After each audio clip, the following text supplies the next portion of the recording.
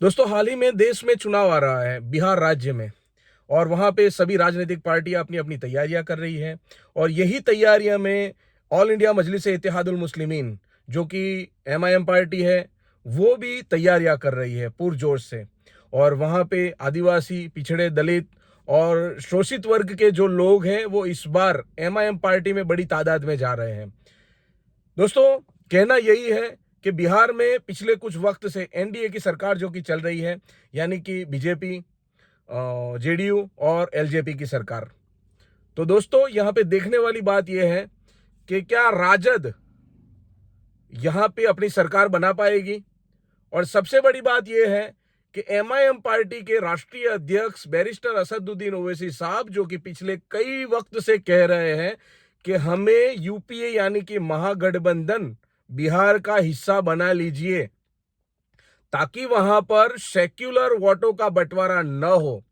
और वहीं पर सांप्रदायिक पार्टी, जो कि अपना वजूद बना के मुसलमानों और दलित, पिछड़ों और शोषित वर्ग के खिलाफ, जो उनके खिलाफ में अभी सरकारी प्रवृत्तियां चलाती है, वो बंद हो जाए। लेकिन यहां पे राजद के जो राष्ट्रीय अध्यक्ष हैं, लालू प्रसाद यादव, वो उनका कहना ये हो रहा है कि हम मजलिस को यूपीए में जगह नहीं देंगे।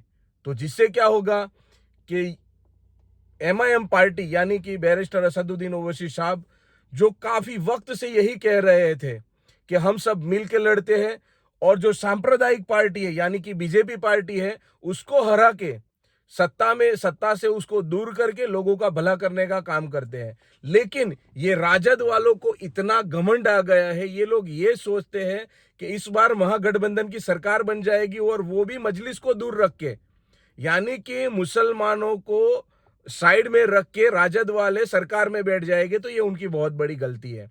आपको एक बात कहना चाहूंगा कि बिहार में 30 सीटें जो कि मुस्लिम बहुमूल्य वोटर्स की रही है, और वो भी सीटें मुसलमान राजद को वोट देते थे तब मिलती थी। और जब एमआईएम की एंट्री हुई 2015 में, तो 2015 की एंट्री के बाद बिहार में सबसे ज्यादा तादाद में मुसलमान एमआईएम पार्टी में जुड़ रहे हैं। हाल ही के एक सर्वे के मुताबिक अभी अगर महागठबंधन में एमआईएम पार्टी को जगह नहीं मिलती है, तो थर्ड फ्रंट, जो कि वहां पे जन स्वराज पार्टी करके एक पार्टी है वहां पे, और प्रशांत किशोर जिनके राष्ट्रीय अध्यक्ष है, वो थर्ड पार्टी बनाने की तैयारी में है। तो एमआईएम पार्टी थर्ड फ्रंट में जा सकती है। अब जब थर्ड फ्रंट में जाएगी तो सेक्युलर वोटों का बंटवारा होगा, और सेक्युलर वोटों के बंटवारे के बाद जब इलेक्शन खत्म हो गए, तो ये राजद वाले, कांग्रेस वाले, जो कि यूपीए के अंदर जितने भी पक्ष वाले हैं, वो सब रोना रोने बैठ जाएंगे कि ये तो बीजेपी की बी टीम है, ये है, वो है। तो इन लोगों को एक बात पता होनी चाहिए कि काफी वक्त से आपको जब महागठबंधन में आने के हम आपसे इच्छा व्यक्त कर रहे थे, तो उस वक्त आप हमें इग्नोर कर रहे हैं।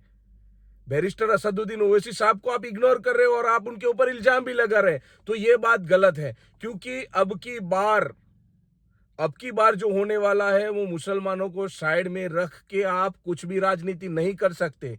या तो महागठबंधन में एमआईएम पार्टी को लेके, जो वहां के जो प्रदेश अध्यक्ष है अख्तरुल ईमान साहब, उनकी मांगों को स्वीकृत किया जाए, या फिर महागठबंधन और एनडीए हारने के लिए तैयार हो जाए, क्योंकि थर्ड फ्रंट बिहार में अब की बार तैयार हो रहा है।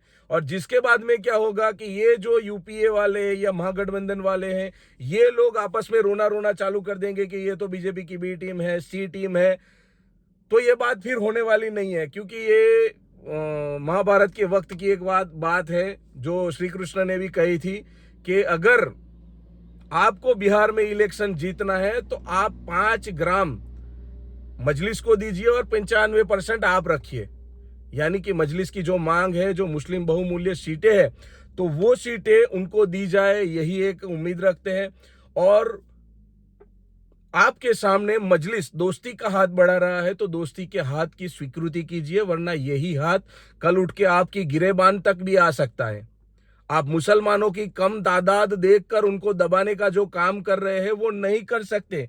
मुसलमानों, एक चीज याद रखना कि अब तक का जो दौर गया है वो दौर को हमें रिपीट नहीं करना है। अब से इतिहास हमें खुद दोहराना है, डरना नहीं है, चाहे कितनी भी कम तादाद हो। 72 लड़े थे करबला में, लेकिन अब की बार लड़ना है और हक के लिए लड़ना है, क्योंकि आने वाली नस्लें गूंगी बहरी पैदा होगी। अगर आज के वक्त आज का मुसलमान अगर नहीं बोला तो गुलामी में जीना पड़ेगा, और जो बड़ी पार्टियां यानी जो बड़े होद्दे वाले लोग हैं उनके पीछे गुलामी करके चलना पड़ेगा, जो कि हमें कभी भी स्वीकृत नहीं है। हम स्वीकार्य नहीं रखेंगे ये चीजों को।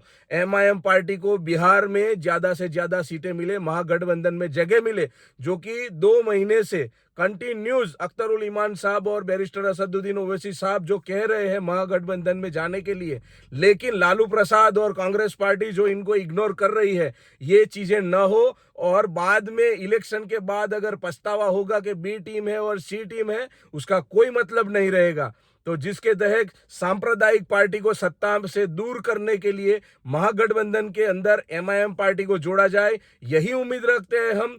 फिर मिलते हैं। शाहिद मंसूरी, अस्सलाम वालेकुम।